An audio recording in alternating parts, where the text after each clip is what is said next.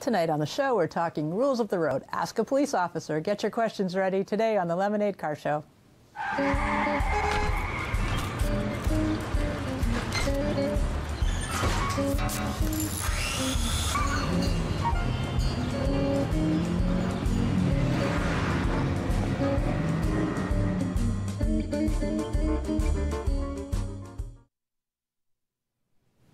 I'm Lorraine Sommerfeld, and this is the Lemonade Car Show. Today we're discussing rules of the road, ask a police officer, and also our resident mechanic will answer any car-related questions for you in our Ask a Mechanic segment. Lemonade is brought to you by OMVIC, that's Ontario's vehicle sales regulator, and we're produced by the Automobile Protection Association. The APA fights for you, the consumer, and provides information and news on all parts of the industry. Visit our website at apa.ca or reach us by phone at 416-204-1444. Joining me today is Constable Clint Stibbe. He's with Toronto Police Traffic Services. And Chris Muir, he's a professor at Centennial College and our mechanic. We'll be taking your calls all evening, 888-764-3778.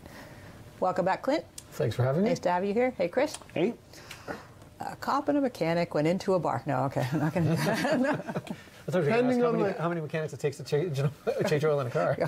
Well, if you're helping. Yeah, exactly. You two have been like babbling away because, Clint, you're a licensed mechanic, so this is a really good show for viewers because they can have not only a cop but two mechanics. Mm-hmm. So it's like three people sitting up here, which is great. And you're both arguing about the legality of Chris's off-road vehicle, which is just cracking me up. That was a whole bunch of arguments. No. But I was pointing out a few things that I saw. Well, do you have this? Yeah. As a matter of fact, I do. I do. Absolutely. Yeah. No, and it goes back to that same thing. Just make sure that you follow the rules and you'll be fine. Absolutely. And you know what? Who are you? But you know what? Not just talking about his car, but when we look at any vehicle that's been modified, especially now with End of the Furious coming out this week, all the hyped up cars, modified and so on and so forth. You know what? These modifications, in some cases, are done incorrectly. Yes. And you're putting yourself at risk. So, I mean, some people trying to emulate what they see on TV, or in the movies, doesn't translate necessarily well to the real street. And this is something that obviously we have to keep an eye out, especially with the summer months coming. Okay, you brought this up inadvertently, sort of, but stunt driving is a really interesting law in Ontario. And there's a lot of things. Everyone knows going 150 in a 100 zone, like 50 over. 50 over in any zone, yes. Yeah. So if 40 is a school zone, and if you're going 90. However, there's a lot of other things that would constitute violating the stunt driving law that some people may not be aware of. And coming into this wonderful happy season when the kids are out running around, stuff like you can't have anyone in the trunk of your car. I was just thinking that when I was wondering if you'd remember. Yes, that's right. Yes, you having so you're packed with kids in the car seatbelts, and you decide to throw somebody in the trunk for whatever reason. We did it. We all did it. I never did it. You did so. But yeah, you'd end up with a stunt driving charge of having somebody in the trunk. But at the same time, if you jump the light to make that left turn, that's a big one. Yeah, well, it's still in the same area. The same penalties apply. Mm-hmm. But popping wheelie on a motorcycle, doing burnouts in the car, any number of different types of situations that actions of the driver that can be called into question beyond that of, say, a careless driving charge would be associated with the stunt driving legislation, and then it would be the 7-day impoundment, 7-day license suspension. I mean, the other day we had somebody going across Bloor Street downtown. I believe it was almost 90 over the posted limit, driving his parents' BMW. Of course. So it blows your mind when you see vehicles traveling in city streets downtown where all it takes is one person to step off a curb, coming in at such a high rate of speed. Or fall, yeah.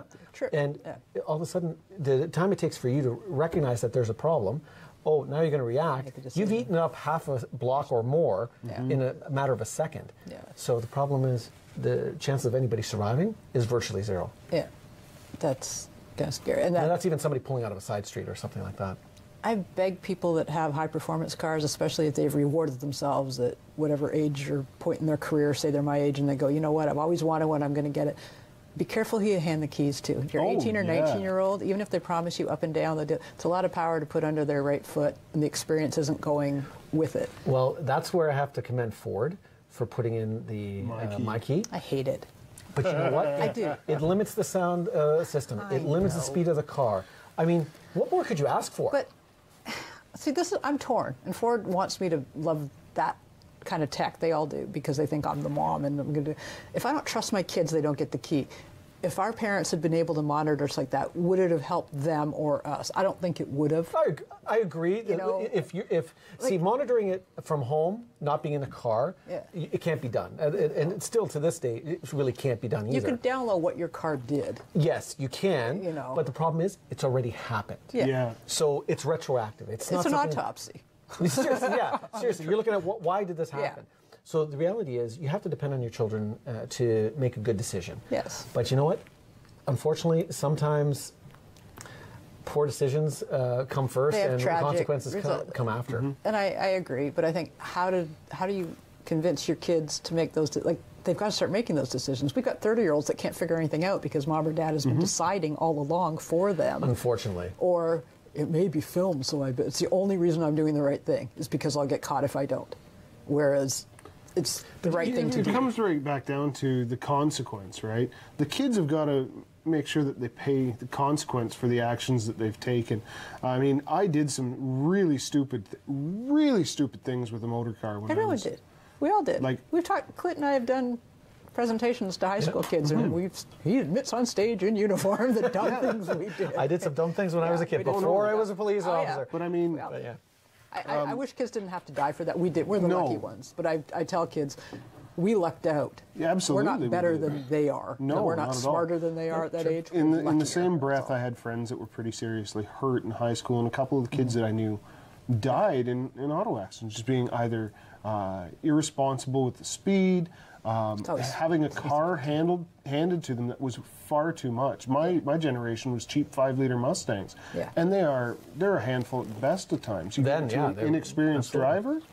I mean, they're a live axle car, they're nose heavy, they go into a ditch and upside down faster than you can blink. And that was even in my day. That's what everybody wanted was those because they were cheap and you could, Cheap and I mean, a fast. lot of moms had And the them. the Cobras, I mean, yeah, you're yeah. talking 450 yeah. horsepower. Yeah. You know, you're given this for, what was it, 28,000? You could buy a Cobra? Yeah. It's like, And these peop- are race cars that they're putting out. People were But getting this is what like an happens. LX trunk for a graduation present, or welcome. I knew somebody that got one of those. Yeah, thanks for making it. To your driver's license. Yeah, it was nice Here knowing you you. go. Here's a car, right? But I beg parents to remember that teenagers' jobs are to lie. Oh, That's their number absolutely. one job is to lie. Yeah, I And was even the really best, good my, at it. My kids, who I adore and I think they're fabulous, they're supposed to lie. I had to, and we do. So as much as you love your kid and they're great kids, they probably are, and you will. However, they're still going to do stuff.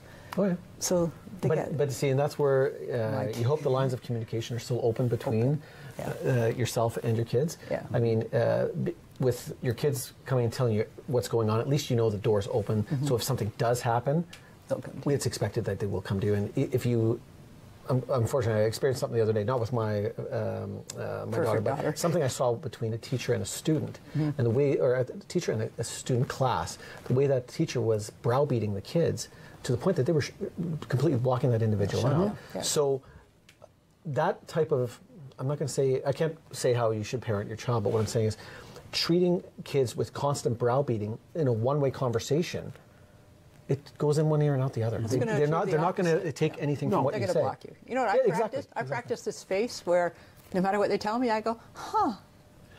Inside, I'm going, Oh my gosh! Yeah. but I practice making no face. I so always, that they I always keep tell my telling daughter, me. she says, "Dad, I got to talk to you." I said, "Okay, first, you understand that I might yell at you. You understand you might get grounded, and no matter what, your mom's going to find out." So she says, "I understand. All right, let's hear Okay, it." let's go, yeah. So, but at least she knows I'm willing to listen. Absolutely. You know, and you know what? Sometimes I'm sitting there. Oh, why? Really? Isn't that the Like, feeling? yeah, but you know what?